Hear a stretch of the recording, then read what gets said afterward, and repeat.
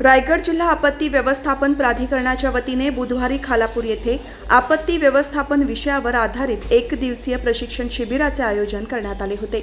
सरनौबत नेताजी पालकर सभागृहात झालेल्या या शिबिरात महसूल कर्मचारी, नगरपालिका अधिकारी, कर्मचारी, अग्निशमन दल, पोलीस पाटील, आपदा मित्र आणि स्वयंसेवी संस्थांच्या सदस्यांनी सहभाग घेतला।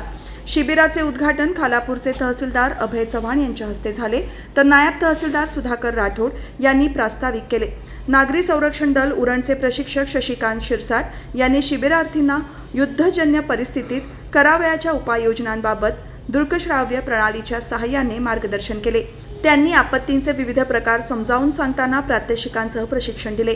प्रथमोपचार आणि आपत्कालीन परिस्थितीत मदत कार्य कसे करावे याबाबत प्रशिक्षणार्थींना सहभागी करून मार्गदर्शन केले। यावेळी बोलताना तहसीलदार अभय चव्हाण म्हणाले की कोणत्याही आपत्तीला धैर्याने तोंड देण्यासाठी मानसिक तयारीसोबत तांत्रिक ज्ञान असणे आवश्यक आहे।